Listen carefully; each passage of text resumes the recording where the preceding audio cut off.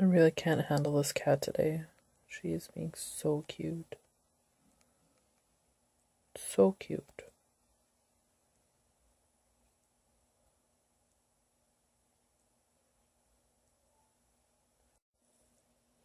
Like, that doesn't look so comfy, but she's comfy. I love her. Storm's here too. Snoring on the window.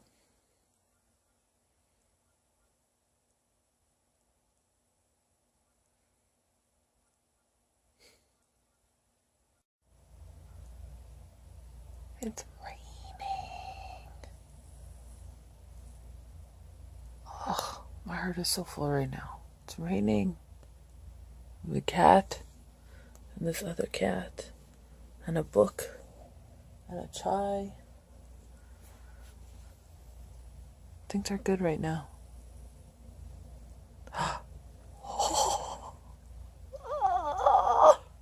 Oh, I'm so happy.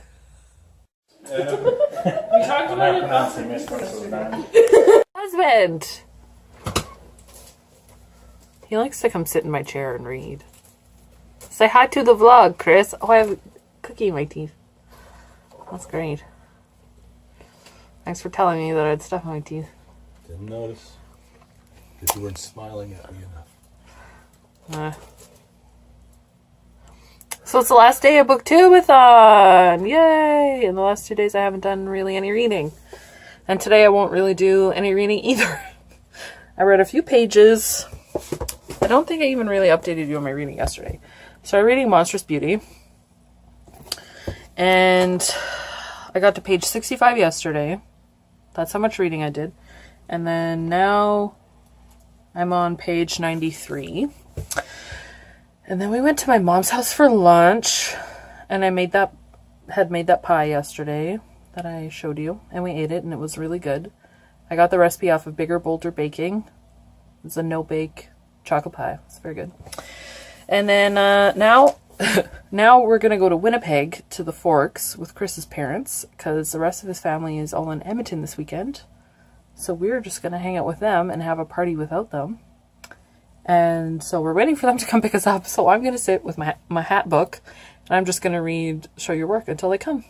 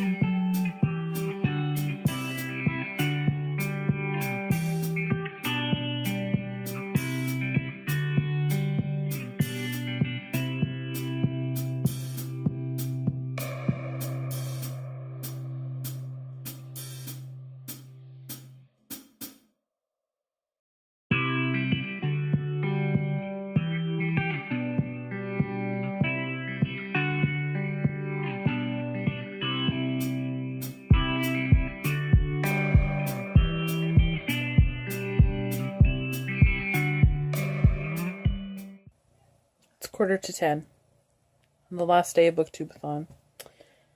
And I'm very happy that tomorrow is a holiday, because now I can stay up late and finish my book with a hat. This is not my hat. This is my comfy hoodie. It says Axon. That is software that we use at work. And they sent us all like a gift bag with all this branded stuff when we started using it. Like, everyone in the office got one, which was nuts. And like, there's some good stuff. Like, this hoodie is actually comfy, like whatever. But yeah, like some of this, there's like an egg timer.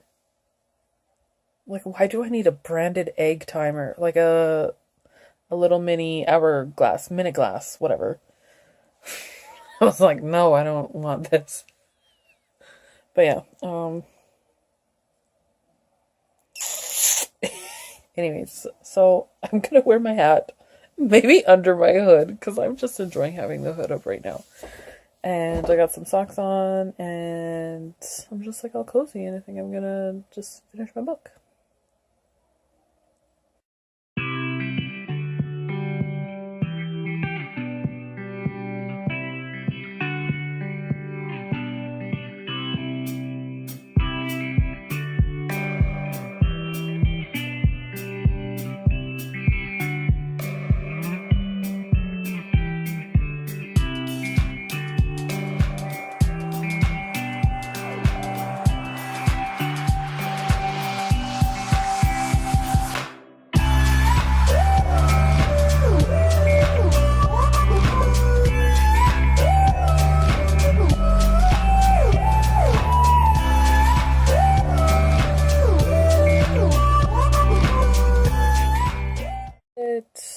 Finished. Show your work.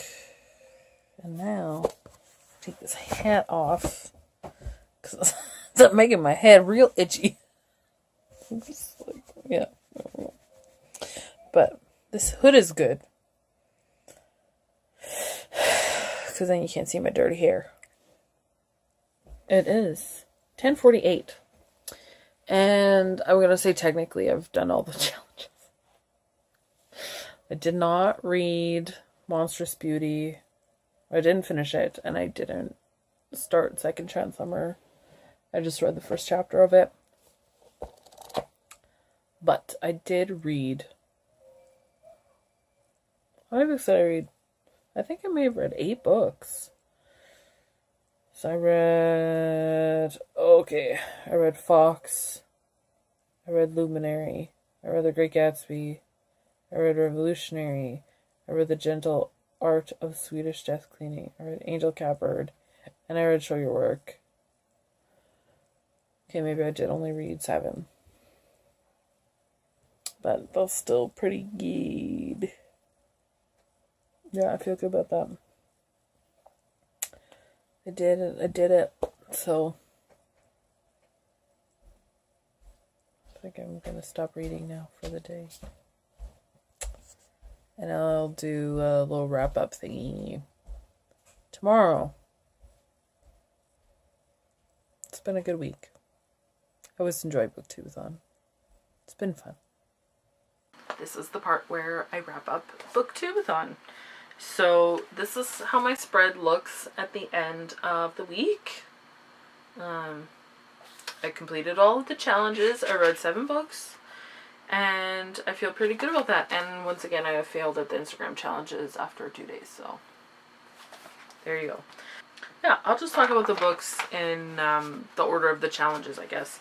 The first challenge was to let a coin toss decide your first read. And the 2 books that I put up for that were Fox by Nadine Brandis and Dear Mrs. Bird by A.J. Pierce. And I landed on Fox. And so I listened to that on audio. And that was an excellent book.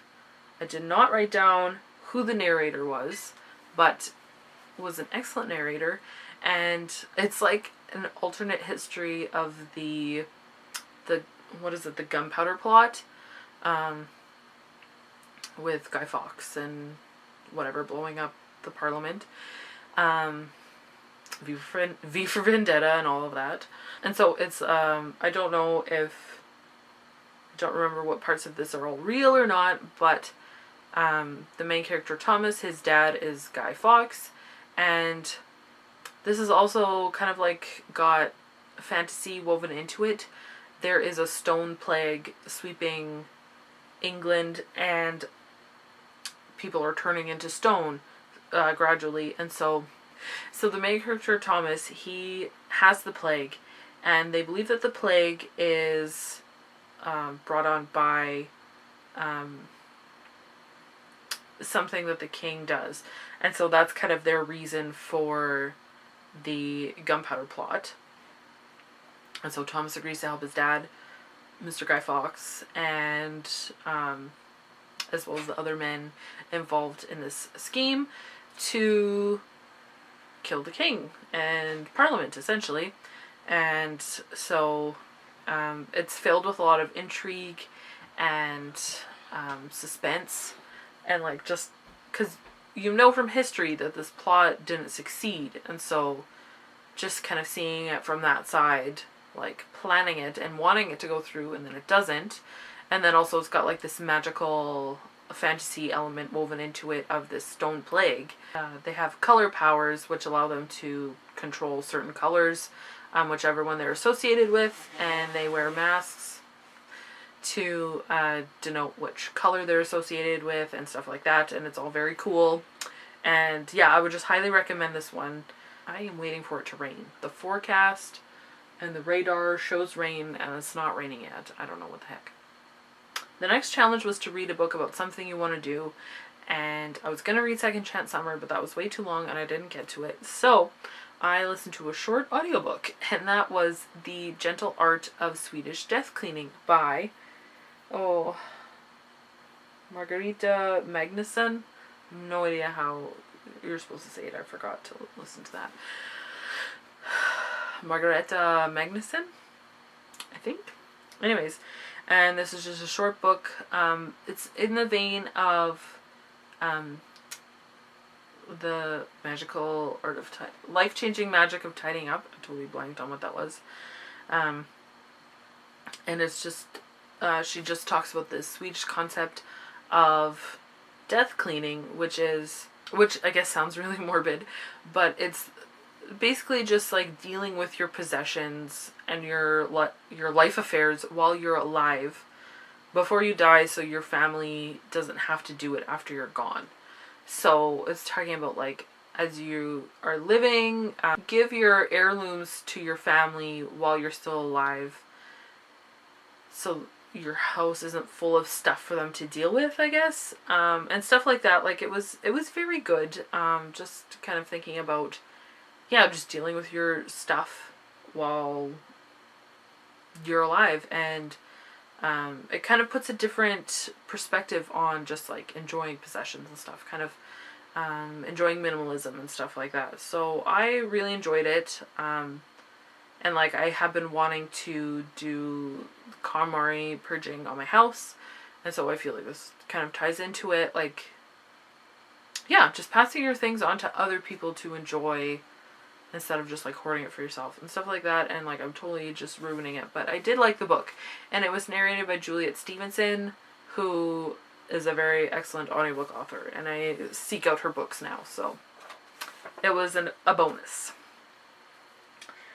The next challenge was to read a book and then watch the movie adaptation, and so I chose The Great Gatsby by F. Scott Fitzgerald, and I listened to the audiobook narrated by Jake Gyllenhaal. I quite enjoyed his narration. The book, not so much. It's just a book about rich people problems, basically. People cheating on each other, which isn't really enjoyable. And then I watched the movie, and it was visually stunning, I suppose, as a Baz Luhrmann film does. And the acting was, of course, excellent because it had an excellent cast. But yeah, the movie was just kind of blah, and the book was kind of blah, and I didn't love it. But like, also, but the movie also didn't go into the depth. It felt like it just kind of glossed over the issues that F. Scott Fitzgerald was addressing in this book. Like, he was obviously writing a commentary on that kind of lifestyle of just the rich lifestyle, and that money doesn't solve your problems. And the movie just kind of glossed over that, I thought. But yeah, and I read this when I was a teenager and didn't really get anything out of it. So at least I'm glad I read it now and got out of it what I was supposed to as an adult. Makes sense? Yeah. Now I'm going to lump two challenges together. And they were to read a book with green on the cover and to read a book with a beautiful spine. And so I read Luminary and Revolutionary by Kristen McGee. These are books 2 and 3 in the Anomaly series. And so as you can see, their spines together just look awesome. And then like the first book, the chevron comes back this way. And it looks really cool when they're all lined up. And so it felt really good to just marathon 2 books in a row. Like, it was awesome. And to finish a series.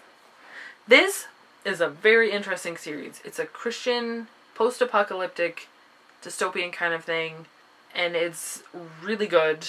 It went a lot of places that I wasn't expecting it to go. Like, I don't know where I was expecting to go, but like, I would not have seen these things coming. Like, I would not have thought about them at all. So I think it was really well written. Some of the dialogue was a little bit clunky for, yeah, like, I think overall I would give the series 4 stars. Like, I really enjoyed it, and it was just a fast read, very fun, fast paced, and yeah, I liked it. So there you go. The next challenge was to read a book while wearing the same hat the whole time, and I read Show Your Work by Austin Kleon because this was short, and I read it in one sitting, and it was very good. And it's just more creative inspiration, 10 ways to share your creativity and get discovered. And I just really liked the things that he had to talk about this. And basically, he just encourages you to just go out and do it.